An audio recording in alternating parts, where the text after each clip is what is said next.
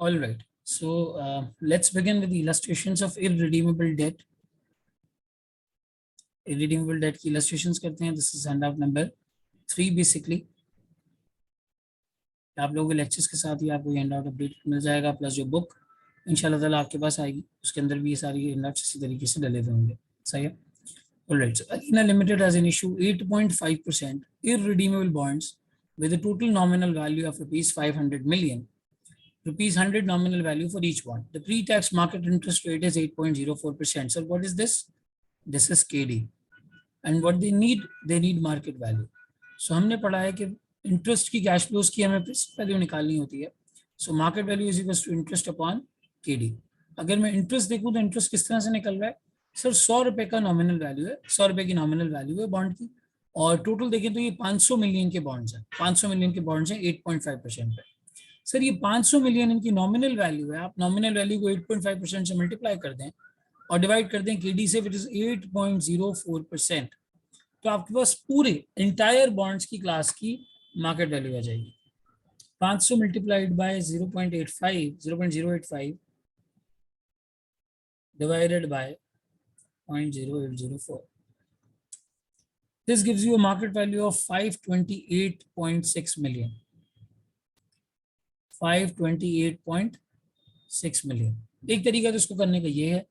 दूसरा तरीका ये है कि आप मार्केट वैल्यू सिंगल बॉन्ड की ले लें, सॉरी मार्केट वैल्यू एक बॉन्ड की निकलवा लें. एक बॉन्ड की किस तरह से निकल रही है sir? Same formula, interest upon KD. 100 रुपए की नॉमिनल वैल्यू, उसके ऊपर 8.5% का इंटरेस्ट, 8.5 रुपए का इंटरेस्ट मिलेगा डिवाइड बाय 8.04%. तो आपके पास अब वैल्यू आएगी पर बॉन्ड. 100 रुपए का नॉमिनल वैल्यू एक बॉन्ड, इसके ऊपर 8.5% का इंटरेस्ट और 8.04 आपका मार्केट रेट. सो ये हो जाएगा 105.7 पर बॉन्ड. ये एक बॉन्ड की वैल्यू है. अब आपको अगर टोटल मार्केट वैल्यू इस एक बॉन्ड से निकालनी है तो वो कैसे निकल सकती है सर? बड़ा आसान है. 500 मिलियन के टोटल बॉन्ड इशूड है डिवाइड बाय 100. हर बॉन्ड की 100 रुपए वैल्यू है, मल्टीप्लाइड बाय 105.7. तो यहाँ पे हमारे पास आंसर क्या आता है? 105.7. This gives us 528.5. 528.5. मोर और लेस अगर आप मैच करें तो ये सेम ही नंबर है. 528.5, 528.6. चंद एक डेसिमल्स का फर्क है क्योंकि हमने पूरे एग्जैक्ट नंबर्स वहां पे नहीं दिए हुए, 105.7 तक लिया हुआ है. आप चाहें कंप्लीट नॉमिनल वैल्यू ले लें, पूरी नॉमिनल वैल्यू ले लें तमाम बॉन्ड्स की और कैलकुलेट कर लें तो भी यही निकलेगा मार्केट वैल्यू. और एक बॉन्ड की कैलकुलेट करके फिर उसके बाद इस तरह मल्टीप्लाई कर लें तो भी बहरहाल आपके पास ये 528.5 यही वाला आंसर निकल आएगा. तो दो तरीके से बहरहाल इसका सोल्यूशन जो है वो किया जा सकता है. कमिंग फॉरवर्ड, क्वेश्चन नंबर 2 देखते हैं. क्वेश्चन नंबर 2 के बारे में कहते हैं, Alina Limited has an issue 8.5% irredeemable bonds with a total nominal value of 500 million. The tax rate applicable is 30%. Sir पहला वाला सवाल विदाउट टैक्स था, ये वाला विद टैक्स है. सिंपल ये फर्क है. और पोस्ट टैक्स मार्केट इंटरेस्ट है 5.63%. पोस्ट टैक्स मार्केट इंटरेस्ट है 5.63%. सही. इसको आए सॉल्व करते हैं. सर पहला वाला मेथड में चूज करूंगा, टोटल नॉमिनल वैल्यू लेके एक दफा में मार्केट वैल्यू निकाल लेना. अब मुझे जो मार्केट वैल्यू निकालनी होगी यहाँ पर देखिएगा तो वो इंटरेस्ट 1 माइनस टी करना होगा. ठीक है. Divided by KD is equals to my market value. So मैं अगर देखूं 500 मिलियन के ऊपर 8.5% का मैं इंटरेस्ट पे करूंगा और फिर 1 माइनस 30% से उसको मल्टीप्लाई करूंगा. 1 माइनस 30% से मल्टीप्लाई करूंगा और डिवाइड कर दूंगा उसको 5.63 से, 5.63% से. तो मेरे पास क्या मार्केट वैल्यू आती है सर? 500 मिलियन के ऊपर 8.5% का इंटरेस्ट, उसको आप कर दें पोस्ट टैक्स डिवाइडेड बाय 563. ये हो गया जी 528.4 मिलियन. ये आपकी टोटल मार्केट वैल्यू हो गई सारे डेट इंस्ट्रूमेंट्स के मिला के. अगर आप यहाँ देखें एग्जैक्टली मोर और लेस यही नंबर आ रहा है. 528.5 आपके पास यहाँ आया था और ये 528.4 आपके पास यहाँ पे आया. क्यों सर? सिर्फ और सिर्फ फर्क टैक्स का है. आपने जब इंटरेस्ट को 1 माइनस टी कर दिया, सिर्फ एक टैक्स का फर्क था, केडी से डिवाइड करके आप उसी मार्केट वैल्यू के ऊपर बहरहाल पहुंच गए। तो क्या सर इस वाले केस में क्वेश्चन वन में क्या हम इसे pre tax KD post tax KD इस तरह कर सकते थे? बिल्कुल कर सकते थे, क्योंकि मैंने आपको बताया इररिडीमेबल के केस में ये फॉर्मूला हो सकता है कि post tax KD is equals to pre tax KD multiplied by 1 minus T. सही है। सो पोस्ट टैक्स केडी अगर आपने यहाँ पे कैलकुलेट करना है, प्री टैक्स केडी आपको गिवन था इधर 8.04% मल्टीप्लाइड बाय 1 माइनस 30%। आप इसको कैलकुलेटर पे सॉल्व करें, 8.04 multiply by 70%, this gives you 5.628, यानी 5.63%, करीब करीब 5.63%। यही 5.63% आपको यहाँ सवाल में दिया हुआ है, यही 5.63% यहाँ सवाल में दिया हुआ है। दैट इज वाई यहाँ पर जो रेट है this is exactly same as, यहाँ पे जो मार्केट वैल्यू है this is exactly same as this market value. ठीक है। सो सिंपल एक इलस्ट्रेशन इस तरह से बनाई गई कि आपको पूरा कॉन्सेप्ट समझ आ जाए।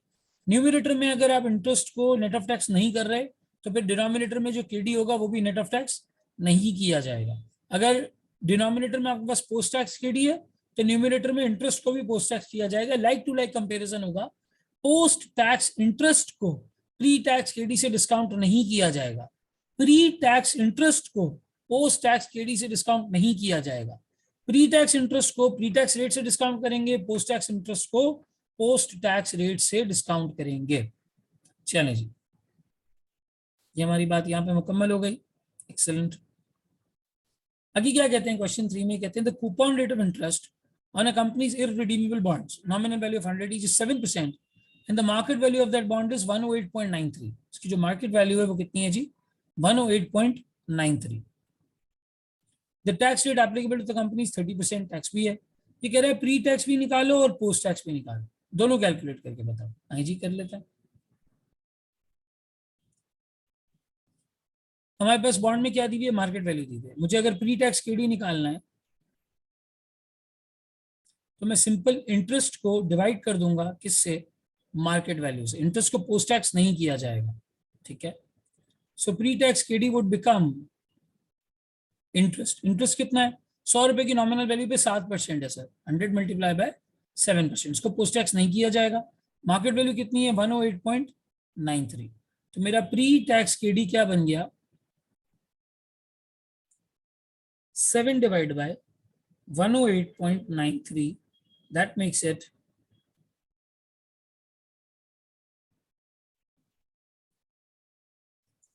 6.42%। 6.42%। अगर यही चीज मुझे यहाँ पोस्ट टैक्स केडी में निकालनी है तो सर बड़ा आसान है। इंटरेस्ट को आपको 1 माइनस टी करना होगा, बाकी चीजें सेम रहेंगी डिवाइडेड बाय मार्केट वैल्यू। सो अगर मैं इंटरेस्ट को पोस्ट टैक्स करने जाता हूँ 100 इंटू 7% इंटू 1 माइनस 30%, सही, divided by market value of 108.93। So 7 into 70% यानी कि 1 minus T divide by 108.93। This gives a post tax KD of 4.49%.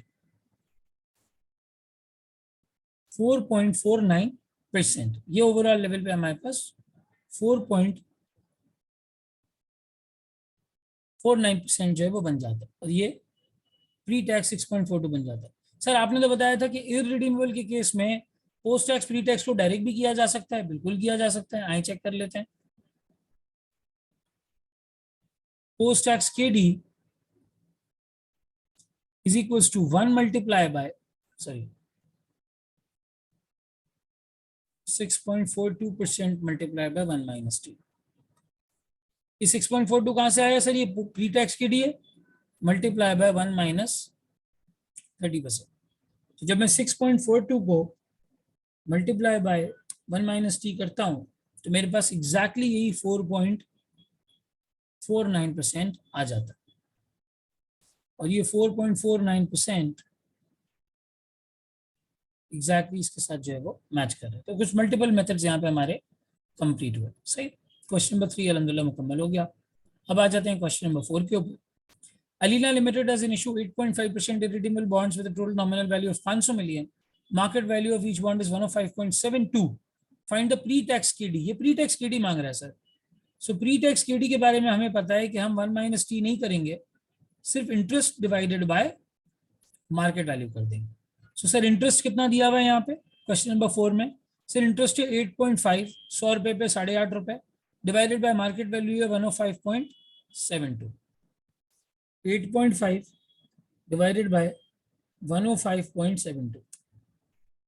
That makes it pre-tax KD of 8.04%. 8.04%. Question 5 में क्या कहता है प्री टैक्स निकलवाने के बाद? यही सेम क्वेश्चन है. Alina limited has an issue 8.5% bonds with a total nominal value of 500 million. Market value of each 100 bond is 105.72. Find the tax rate applicable to the company is 30%. सिर्फ फर्क क्या आया? Tax rate का आया. अब क्या मांग रहा है? पोस्ट टैक्स केडी मांग रहा है. सो पोस्ट टैक्स केडी निकाल लेते हैं सर. पोस्ट टैक्स केडी के लिए हमें इंटरेस्ट को मल्टीप्लाई बाय 1 माइनस टी करना होगा और डिवाइड करवाना होगा मार्केट वैल्यू से. सो सर इंटरेस्ट तो 100 रुपए के ऊपर 8.5%, 8.5 रुपए है, multiply by 1 minus 30% upon market value is 105.72. तो ये कितना आ जाता है?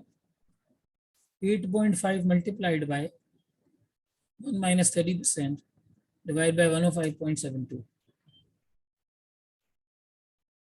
This gives 5.63%. चूंकि सिचुएशन सेम है, अगर आप इसी 8.04 को भी मल्टीप्लाई करते तो 5.63 पे ही बहरहाल पहुंचते.